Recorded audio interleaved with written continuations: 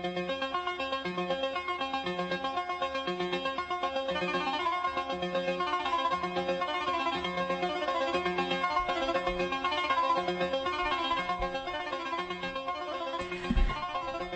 Celia Farber. You're listening to Radio Free Science on the Progressive Radio Network. We're going to talk about Wikipedia today. Wikipedia, everybody's favorite grudge. We all resent Wikipedia. It drives us up the wall. We can't do anything about it. It is like... Well, I was actually thinking, I don't know if this is the exact right analogy, but I was thinking of the Swedish welfare state, how I grew up in Sweden. It made all the citizens totally dependent upon it. And when the dependency was total, people started to really register how they felt about it, by which time it was too late. And I feel that way kind of about Wikipedia. It's like we're just fenced in like a bunch of helpless fish. And resentment is too soft a word for how many people feel about Wikipedia, myself included, especially those of us who cherish the dynamic of truth-seeking, truth-finding, how to not just nail down facts, but have a real feeling for what is a fact and how does it pertain to the truth and how is it solid and how is it fluid and where did it come from and said who and what do I do if it's wrong and what do we do if it's wrong. And Wikipedia has just perverted that entire process in our democracy, the United States, so that many of us starting to feel that we really are in an increasingly choked, suffocated, informational quasi-dictatorship. So that's the beginning of my feeling about Wikipedia. Of course, I have a lousy, strange, spiteful, bizarre, slanted Wikipedia page, and I've come to peace and laughter about it. People call me still periodically. It's been going on for years, and they're upset. Oh, your Wikipedia entry, it's so wrong and bad and slanted, and I'm going to fix it, you know.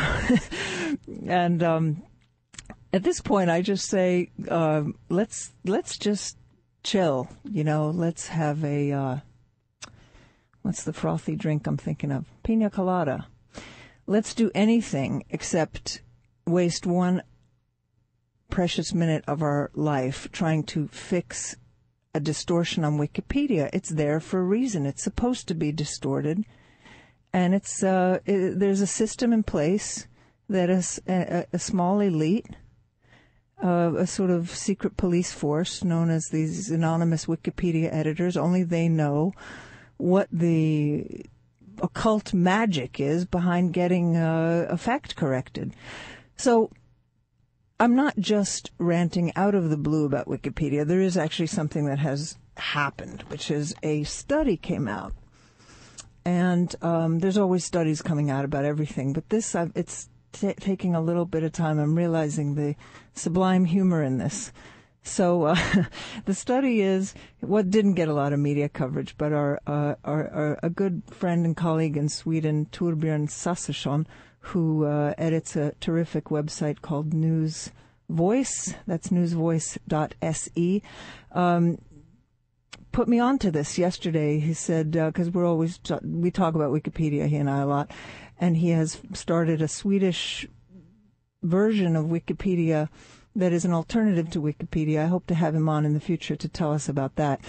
All good things start in Sweden. Anyway, the study is out of Penn State University, and it was conducted by an assistant professor named Marcia Distaso. What's the sublime humor is that it wasn't about plain old people or history or anything like that. It was actually about companies and their ire about, not their ire, the company's representation on Wikipedia.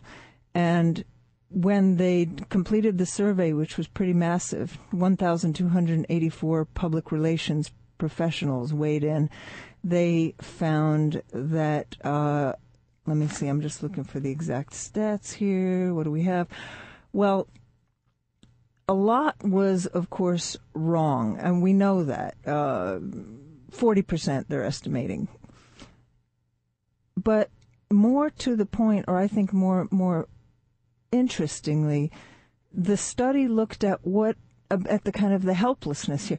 What these we're talking public relations firms, right? And these people have a lot of money and roll around in a lot of money. And so the whole Wikipedia ordeal is not just about money. So we're talking about the most powerful people really in society, companies and their public relations firms, and their sense of helplessness about Wikipedia.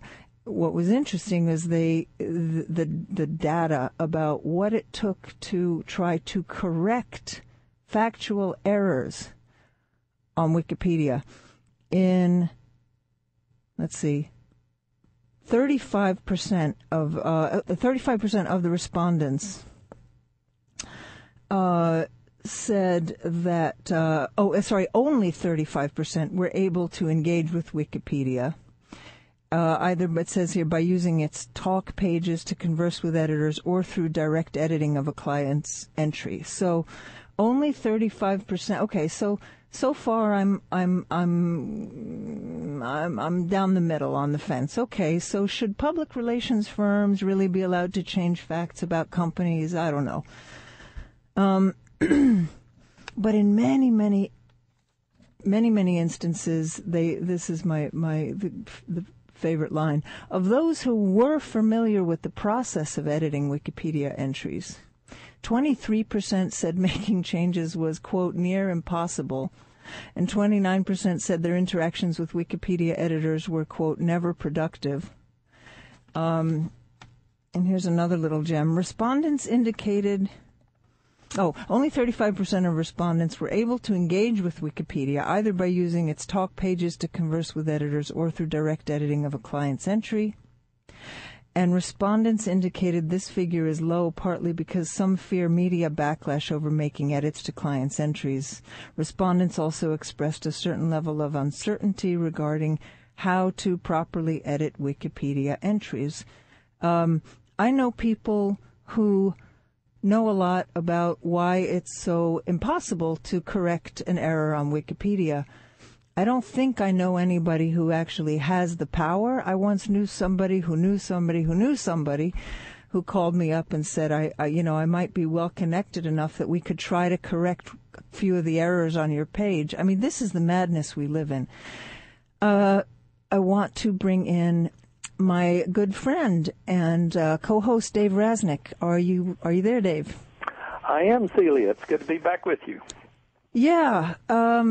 So you had a phrase when we talked about this that I felt was a very good phrase to describe the bigger picture of sludge that we're in as a society. What was that phrase? Share that with us. Yeah, this Wikipedia thing is just sort of the tip of the iceberg in many ways. It's part of a general meltdown in information integrity across the board. That's the phrase, meltdown in informational integrity.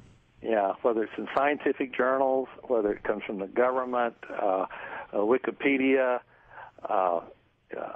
pharmaceutical companies, any place. I mean, it's hard to trust anything that you read anymore.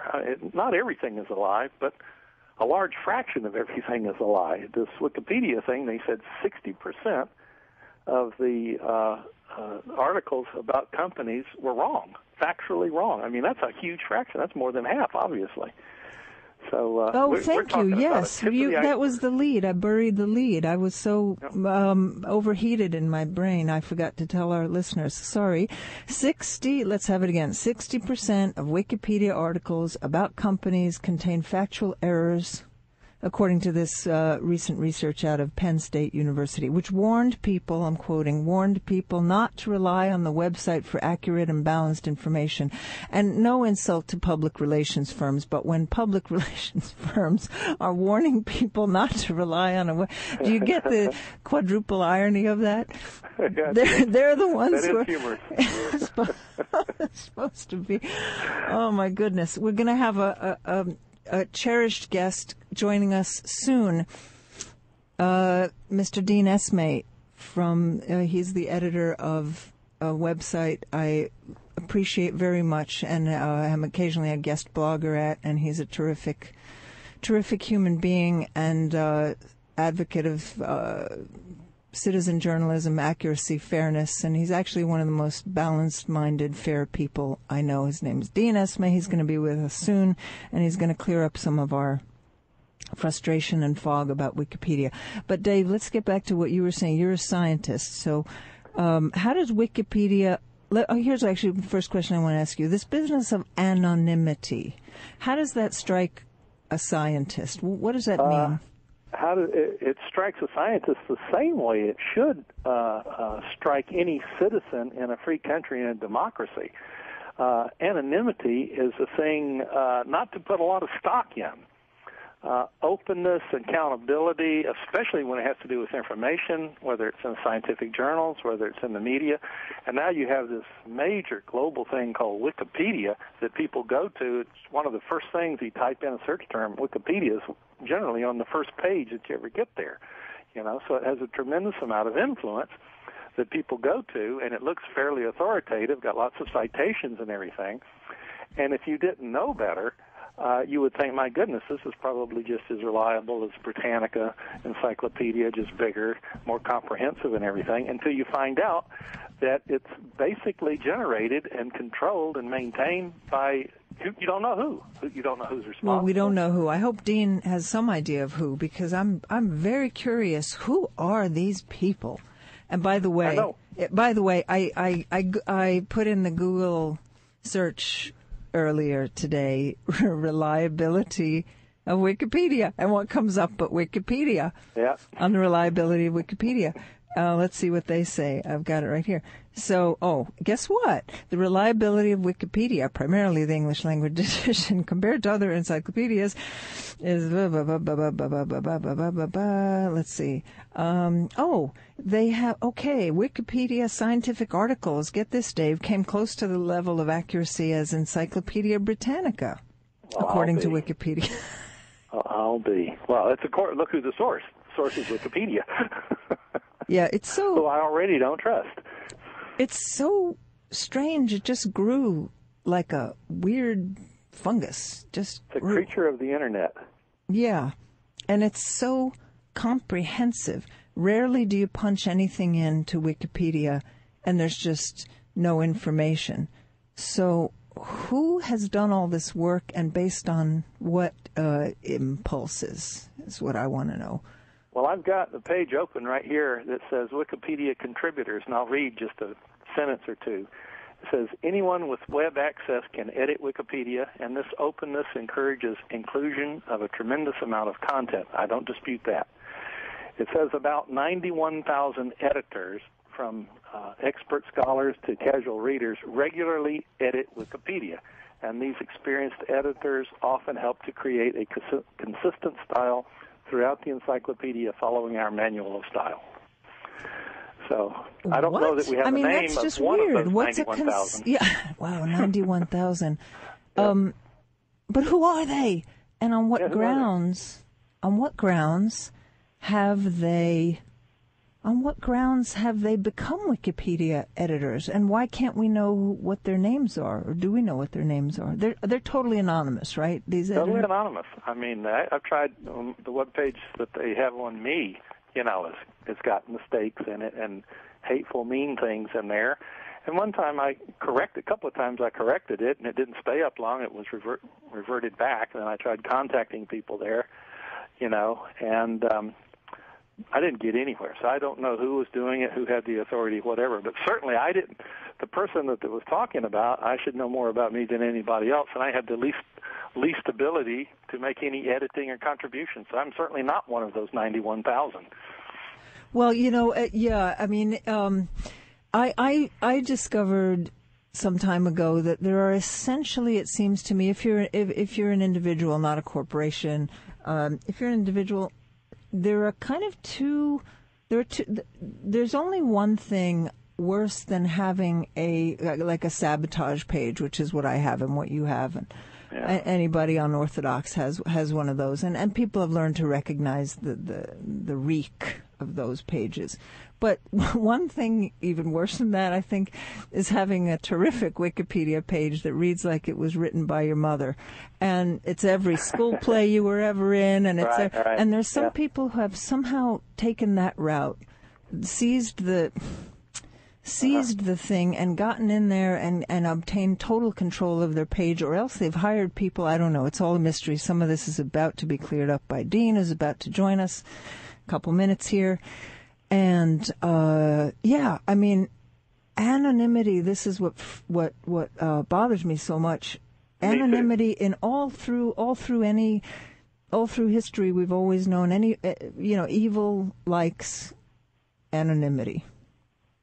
Evil is made possible. Attacks like Ruggiero that we had on a few weeks ago. He doesn't know who was attacking him. It was anonymous. People that attacked Peter Duesberg were anonymous. Basically cowards. I mean, when people don't stand up and take responsibility for what they do and identify themselves, first of all, should they be trusted? Should you even consider what they're saying? What do they have at risk? If it's important enough to say something, then you have to really own up to the responsibility of what you do. It doesn't matter what it is. So basically, I have absolutely no respect for all these anonymous people out there that are taking swipes on the Internet. It's so easy to do. Anonymous people can say anything they want to, any disparaging remark, and apparently if it's on Wikipedia, you can't do anything about it. But I think what we're beginning to see is the compensation effect, which is what we in the former Soviet Union and so forth. That all of those people behind the Iron Curtain, they were trained to read by what's the word I'm looking for? If they read a certain statement in the propagandistic press, the ferocity of it and the intensity helped them understand what the truth was that's not on the page. So there's this kind of compensatory mechanism, and I see that happening naturally among people. Do you agree with that? I think so. I think people now are getting enough experience under the belt that they're learning. They're not as naive as they used to be. They don't swallow just about everything that are given to them. Americans are sort of slow to learn this lesson, but I think we're getting there. Yeah, I think we are too. I mean, I feel fairly, even though I complain a lot, I actually have faith in the robustness of truth systems, and often they're just held in unbelievable, hostage under terrible conditions for a very long time. But eventually, the truth always comes out. That's a true cliche. And I think people should just base it. But a lot of damage could be done in the meantime. Yeah, and I'm not shrugging it off. We are basically, what can we do? I'm not going to say we're helpless, but what can we possibly do when we have an Encyclopedia Britannica that has encircled our informational network that fundamentally is known for being hostile to correction, to factual corrections. Now, I want to make one important distinction, then we're going to bring Dean in. The distinction between wanting to make one's Wikipedia page or one's client's Wikipedia page more favorable, cloying, versus wanting to correct it. And this is the distinction that has been blurred. Now, we would all, good people, be embarrassed to be found to be trying to make our Wikipedia pages sound, glowing. But I tried. In fact, I just remembered something. I'll get to it later. I tried once, just as an experiment, to have somebody who was connected and to an editor at Wikipedia, let's just make one correction, which is an absolute categorical fact, which remains a fact no matter what you think about me. And it was about an award that I won in the year 2008. And it just didn't stand. And I thought, well, this is so interesting. You don't have to like me to say that that's true. You don't have to approve of me, but it is a true fact, and I can prove it. The organization can prove it. So we're getting into really strange territory here. I understand we have Dean Esmay with us. Welcome, Dean. Hello, Ms. Farber. How are you today? Oh, it's so good to have you. How are you? I'm pretty darn good. Thank you so much for interrupting your workday to join us. I know you and I have... Subject. Yeah, go ahead, please. I say you picked a subject near and dear to my heart since I've been a Wikipedia editor for almost 10 years, I think. Oh, so I have to correct myself. I just said I didn't know any Wikipedia editors. Dean. So now we have one that's no longer anonymous. Wow. How could that have... I actually did not realize that, Dean. Please forgive me. I knew it once upon a time, but I'd forgotten. I don't know if in the Wikipedia universe editor is a formal title or not.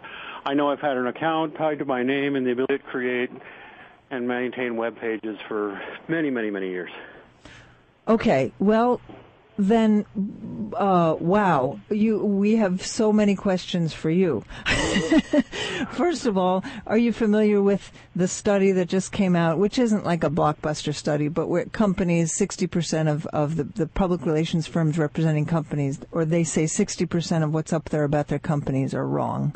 Are you familiar with that study? It just came out. No, wish I were. I'm very interested in the topic because... Well, it didn't get much coverage, so don't feel bad. A friend of mine who sent it from the Times of India and a Swedish newspaper, so it's obscure. It's obscure. So, okay, you hadn't heard about that study, but how do you feel overall about Wikipedia in terms of how accurate or inaccurate it is as an encyclopedia? Because if I have been too negative about Wikipedia, I'm prepared to be corrected. It strikes me as a system that wholly lends itself to distortion. But what do you think? You're an actual editor there. What do I think? Okay, let's again, let me backpedal a little bit on the term actual editor, since just about anybody can get an account and start editing Wikipedia. And I've done that from the very early days. It's not a paid position.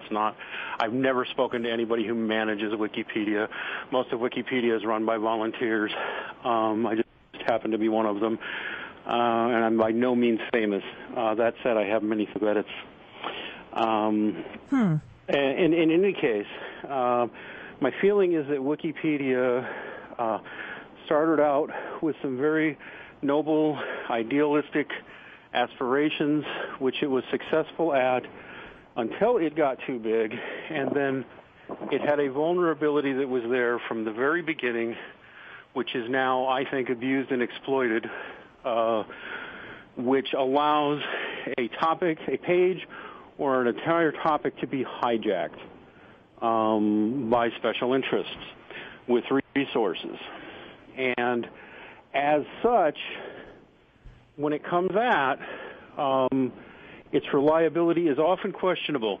Let me put it to you this way: if there's a political hot button topic, yeah, especially a political hot button topic wherein you can see one or more groups that have a lot of resources to throw at it, they can totally dominate that subject area, and there's not much to be done about it. You can essentially be bullied into silence.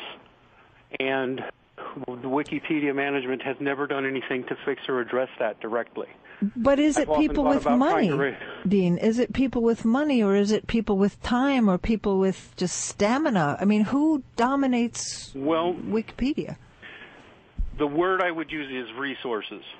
Okay, so if your resource time and passion, if your research source is that you are a college professor with grad students, who you can have do your bidding, if you are at a corporation and your bosses tell you to do something, You can, and while all that may be against the spirit of Wikipedia, because of the way it's set up, it's very nearly impossible to trace and stop.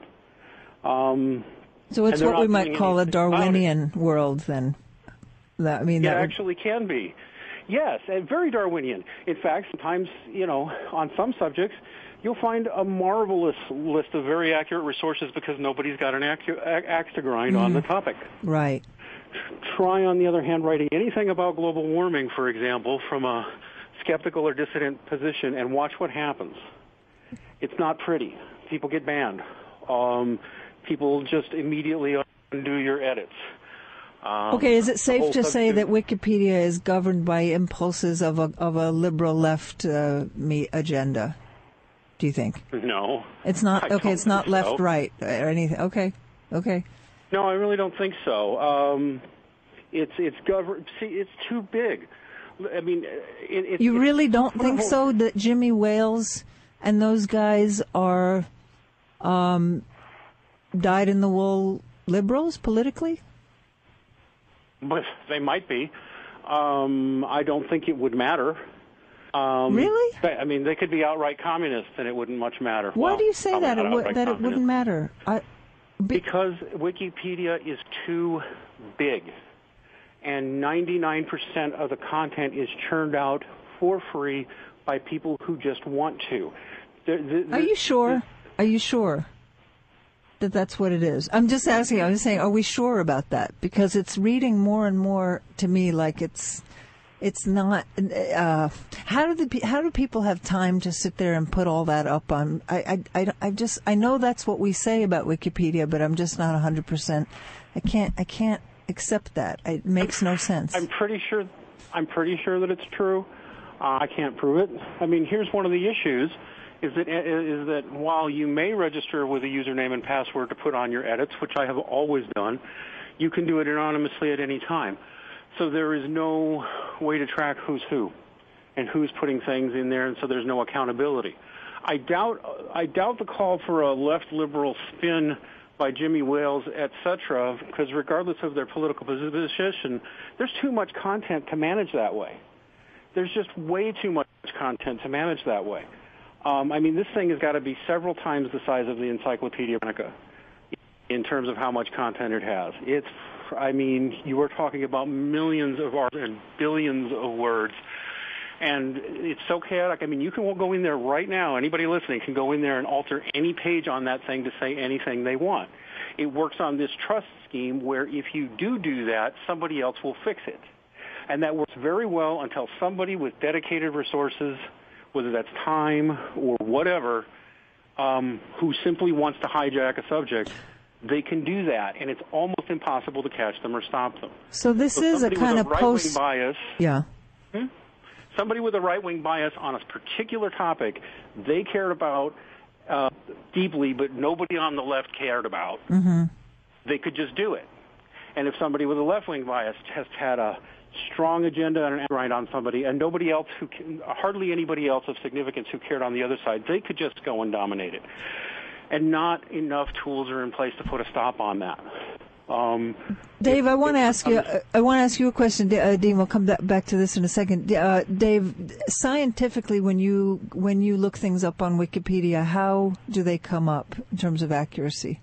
Well, accuracy, the chemical stuff, I'm a chemist, so when I look up that very highly technical stuff, which if it's not too politically charged, it looks pretty straightforward, and I don't have any problems with it. I mean, not everything on there, probably most things on Wikipedia, at least of a technical bent, because you can't fake that too much unless, if it's fake, then it's scientific stuff and you don't know what you're talking about. That's easily discerned by a professional.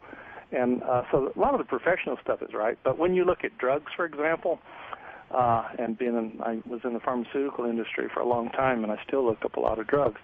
The chemical structures and the technical stuff is right on the money.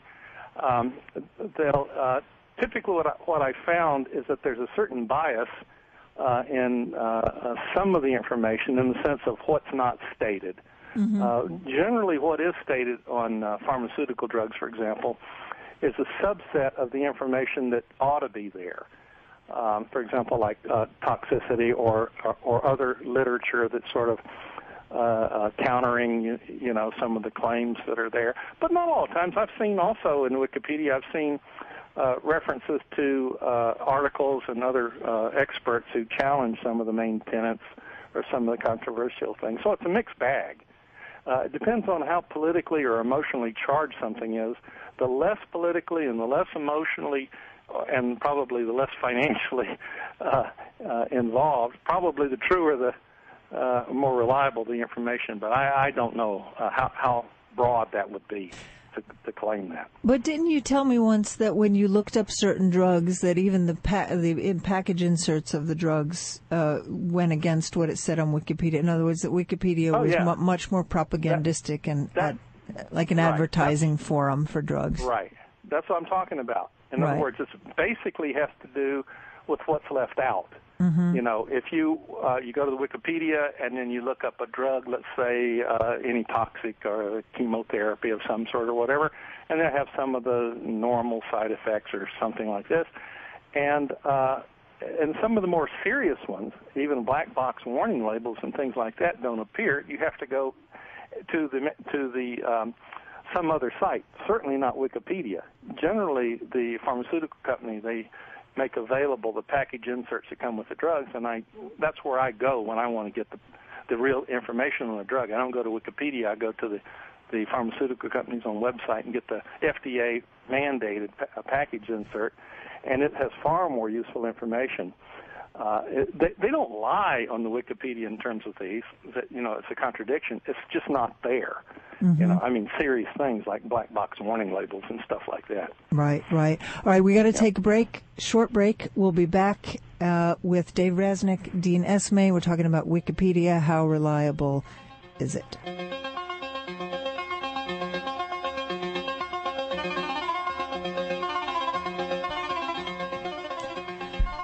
Okay, we're back. We're talking about Wikipedia with Dean Esmay, editor of Dean's World. The address is www.deanesmay.com, DeaneSmay.com. And Dave Rasnick in Berkeley. Dean Esmay is a Wikipedia editor and very passionate about Wikipedia. He's also one of the fairest people I know. Dean, just tell us how you feel about Wikipedia today. If you could do anything to it, what would you do? One of the things that I'd like to see happen very badly, because, by the way, everything Dr. Rasnick just said, I agree with, and is happening, and is a serious problem, is that there needs to be a discussion within the Wikipedia community itself, which I suppose I could be the one to start, but I've lacked the time and resources to do it, as to what to do about this problem, which is that any group or person with a strong agenda can do the equivalent of bullying on Wikipedia by simply stomping out dissenting voices on any topic. And if they have the resources to do it, they can, because the people managing things don't really police it very well. And this runs into a horrible conflict because the spirit of Wikipedia is supposed to be anybody may contribute. And in the early days that worked well, but it is being hijacked. Anybody with resources is money, people they can employ, or just enough people passionate enough about a subject. If I can get 30 people together to control the entry on, I'll pick something innocuous, erythromycin. Okay, a very common antibiotic, which I'm sure Dr. Rasnick knows about. Very common antibiotic. If we just decided for whatever reason, 30 of us or so decided we want to destroy this drug's image in the marketplace, we could just do it. And it would be almost impossible to stop us unless there was some dedicated group of erythromycin defenders who wanted to stop us. And if there was nobody who wanted to stop us from doing that, we could do that. We'll just get together with 30 of your listeners who all want to do it, and we'll destroy erythromycin's reputation overnight. That's sending chills down my spine. That's so scary. Yeah, and anybody who wants to fix it, we just blot them out, unless somebody wants to marshal and rally resources to fight us. Yeah, I mean, it's like dictionary by mob rule. Yes. That's precisely correct. And because there's so many so many topics covered, this is why you can't look at emails. I mean, maybe, or his team, but it's like there's so many topics on there, you just don't know. My own view of Wikipedia, even as a Wikipedia editor who loves the thing, is I never rely on it for anything except a real high-level overview, and then I look and see what references are there that I might check that are external and verifiable. And I still advise anybody who uses it to go seek other resources outside of it, because you can't always trust it, especially if it's even remotely politically sensitive. And even by politically, I don't even necessarily mean, politician politics. Right. Just, science politics, everything religion is politics virtually. Yeah. Anything that's political at all. Nobody's going to argue with you that Einstein, had this theory of relativity. Right. It's not a political hot-button object. Suggest there's a problem with global warming theory. Watch what happens to you.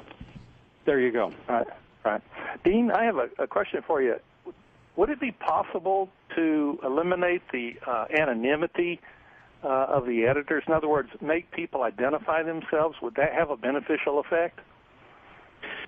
And there's where you get to it, Dr. Rasnick. The answer is it would be possible and that would be an unpopular move. Because many Wikipedians have this very idealistic, sort of like the Electronic Freedom Foundation's idea that people should be able to be anonymous. Why? If somebody wants to be anonymous, why? So they don't get. Why? Yeah, that's a good question. Why? Supposedly, so they don't get punished. But it actually, I think, has the opposite effect. It reduces accountability. If you, it's obscene. It's an obscenity. Celia Farber, could go in and say, "I'm Celia Farber. Here's my name. I'm writing this down. If you don't like it, talk to me about it." That would be 10 times more accountable than anything that's going on now. I mean, the Wikipedia terms of service say you're not allowed to write for your company or write for your professor. But how do you stop that? If Dr. Rasnick wanted to have 5 of his buddies go talk about AZT and somebody said, well, we don't want Rasnick doing that, fine, they all just do it anonymously. Now what? Well, let's zoom in on this very strange little anthill we have here. We have a study that just came out in which public relations professionals were surveyed about their capacity to represent their clients, i.e. companies. And the basic upshot was most of it's wrong what they say about our companies. And when we try to correct it, it's, let me just read the phrases, ranges from near impossible. Interactions with Wikipedia editors was, quote, never productive. So this business of sort of we'll reply if we feel like it. There's just so much passive aggression in all of these places. I had the experience of, it's been up for years now, but you're very familiar with it, a very frightening and abusive, blood-splattered image of myself on Flickr. Flickr was the outlet where it was first published, and many people wrote to Flickr, myself included, saying, this goes against your abuse policy, your bullying policy, and everything, and they just didn't answer. That quality is the most infuriating. That generates genuine helplessness. That there's just nobody at the desk. It is mob rule. It's mob rule on Wikipedia and a whole lot of other places. And there's the thing, people in large groups most of the time can be trusted, but when they turn into a mob, what do you do? I would actually favor removing the anonymity of Wikipedia. Now, I can already tell you just by saying that, a ton of Wikipedians would get mad at me, but I think they should remove their anonymity. I think they should be required to. Or if you have a legitimate reason to want to be anonymous, there should be an application process so that somebody knows who you are, and you've got a good reason. I don't know, I'm a dissident in Burma. If you're a whistleblower. Yeah, prove it first. Prove it first before you can have your anonymous status. Right. But Dean, here's back to the anthill here. How is it that companies have these Wikipedia? I don't know what companies we're talking about, but why do companies have representation on Wikipedia? First of all, and very interesting, at least 25% of the companies didn't even know they had a Wikipedia page. Like how, and I feel that way. Why do I have one? I didn't know I had one for the longest. I shouldn't have one. I have colleagues who are way more renowned, well-known, and they don't have pages because nobody wants to sabotage them. That's my interpretation. So it's like backwards encyclopedia also. Do you get my point? There are entries that only exist for the purpose of sabotage. I agree. I mean, this all comes down to, at least in terms of the companies you're mentioning, it just depends on how tech-savvy those companies are. I would not even be surprised if some of those marketing companies you were just talking about are being a little deceptive themselves, because they could, if they wanted to, go in and anonymously edit the pages on their companies if they wanted to. I don't know how many of them do that. I don't know how many of them are even aware that they can do that, because you have to have a certain level of tech savvy to understand that you can do this. But once you understand you can do it, just having that knowledge is the power to control the topic. But the idea that there are these Wikipedians, as you say, who have stayed up late at night and said XYZ about these companies. The companies didn't know. Supposedly, the public relations firms are helpless and can't get in touch with anybody. That's the part that baffles me the most. In other words, where is it all generated and why? What agenda? You can go in on any individual Wikipedia page and see every single time anybody edited it, and at least the IP address they edited it from typically, and if they chose to identify themselves, that information will be there too. So if you look at any of the thousands of articles that I've touched, you'll find DESMAY, that's my username, and it shows what I changed and why I changed it, and I always do it the ethical way of saying, here's what I changed and why, unless it's something non-obvious. Why do I do it? Because it's fun and because I'm obsessive-compulsive. What are other people's motives? Their own. I can't always tell you. There's so many of us. Is there anything any way you would, if you were writing a novel about Wikipedians, how would you describe this community? Are they male mostly? Who are they? I haven't the faintest idea. I don't think they are a community, and that's one of the issues. It's bifurcated. It's almost like saying, what is the community known as webloggers? Well, there was one when weblogs first started, and there were a few thousand in the world back circa 2002, 2003. Now there's millions of bloggers. We don't know who they are. Do I think they're mostly male? Probably, in the same sense that most video game players are male and most people who play with computers are male. Play with them just to play with them because they love them. But that would be a guess on my part. I don't think anybody's ever surveyed them. There's no accountability. There's no central forum to go to, not really. It's chaos is what it is. There's no way I'm so glad you said that. Thank you. Yeah, it is chaos. What is the future? What is the future for the, let's say, the legitimacy of Wikipedia? Is it losing its integrity? I mean, certainly it's lost its integrity, but what about its legitimacy to people? Do you know? I don't think so. You don't think so? Wait, Dean, you don't think Wikipedia is losing its reputation for integrity and accuracy? You don't think so? Is that what you just said? Yes, I interrupted. I didn't mean to, but yeah, you got. Please, you can think about this. You can think as long as you need to. Let me think, because the issue is that it has from day one had a reputation. Anybody can just go edit that thing. You can't depend on it. It's always had that reputation. Its defenders have always, yes, but look how much valuable information there really is, about which they have always been correct. And so it always has its skeptics, and they should be there. People should always be skeptic of anything they read on Wikipedia. So you're asking me is like, well, has Bill Clinton lost his reputation as far as sexual dalliances go? Well, yes, a long time ago. But at the same time, it is universally recognized as the most quoted and cited and referenced resource on the whole planet. It simply is. More people read it than anything else. It's the go-to place. And if people don't understand that they're reading something potentially dodgy and aren't doing further diligence to check on it, then they're making a mistake. And I wish it were a little better. It's magic what they've created, created. I mean, they've generated billions of words there, much of which is useful. I got all the way through college writing most of my papers, starting with a Wikipedia paper as my base, and then checking the references that are on the pages to see if the references were any good. And that's a good point. It's a great point. I generally love the references on Wikipedia. It's like the protein, the nutrition, whereas the rest of it reads. Sorry, Dean. Yeah, and if a topic is that's all right. If a topic is not politically charged, it's usually a gold mine of information.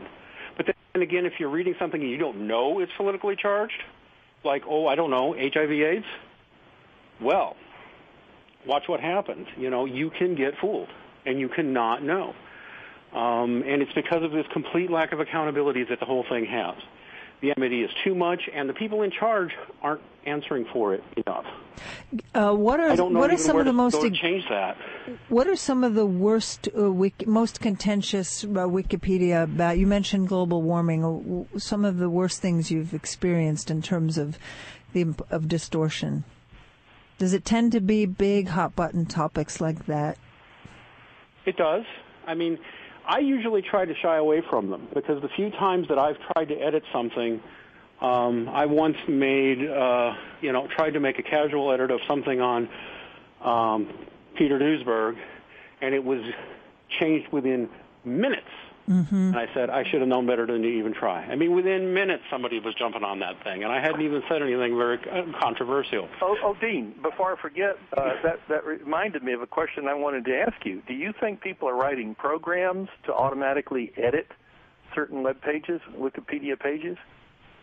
There's no reason that someone could not write a script at least to monitor a page and to look for certain words or phrases and flag it for a human to look at and to make fast. Yeah, I have no doubt that that's happening. I astonishingly know more about this than Dean Esmay. There is such software. It is being sold. I found the company that sells it. Absolutely. It's software up the yin yang, as you would say, Dave. Up the yin yang. The whole thing. And it also edits.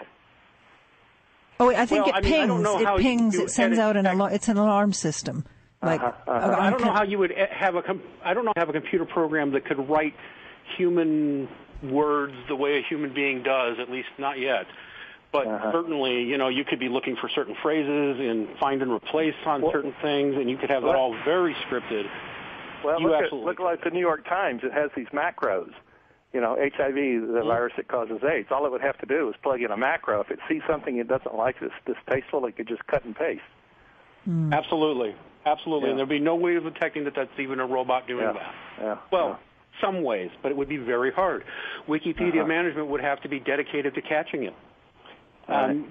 People have been caught out doing this. A prominent global warming researcher a year or two ago, back in October of 2010, got his own butt banned off of Wikipedia for having over 5,000 edits to dominate a particular topic.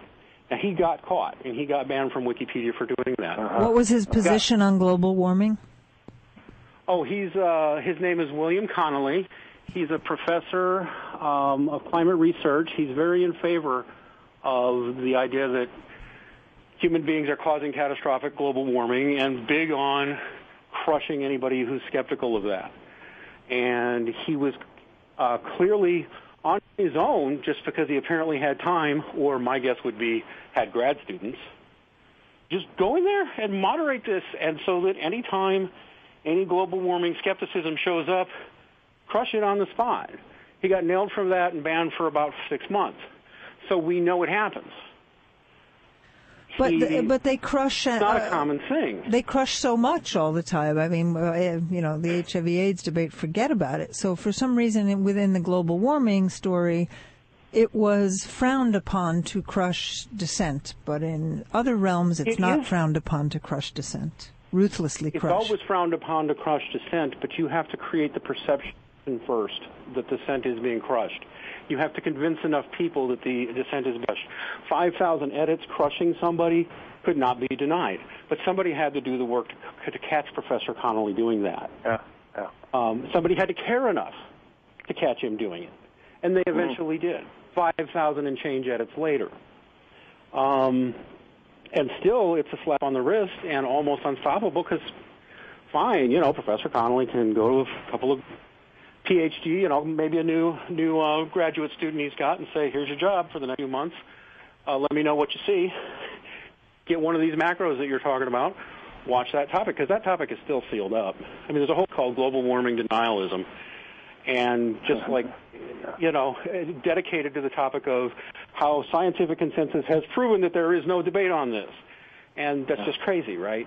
Even if you're convinced that the consensus view is correct, it's crazy the dissenting view is just obliterated. And that's allowed to happen because people on one side care too much and have the resources to care. People on the other side don't have the resources or don't care enough. And it's a disparity.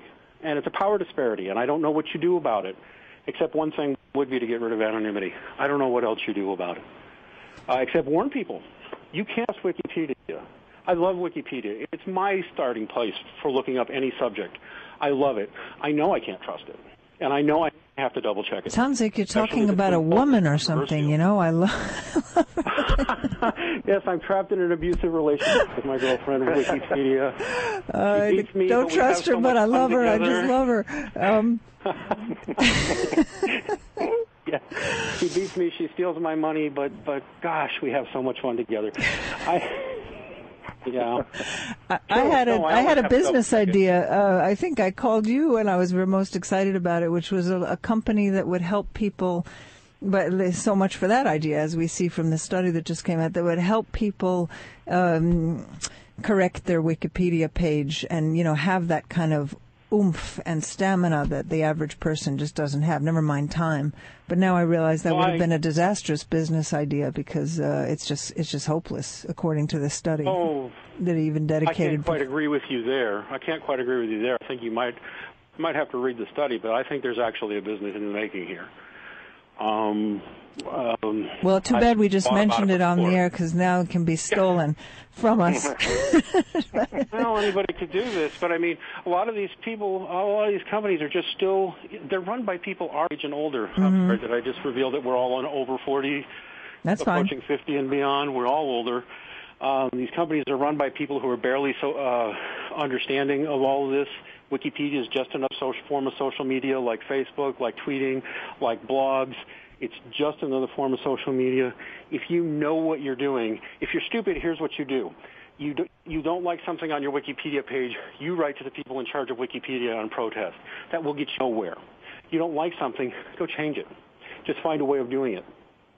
Within the rules of Wikipedia as they work, you understand their convoluted rules, you get the resources to do it, you can do it. Somebody's got to be dedicated to that.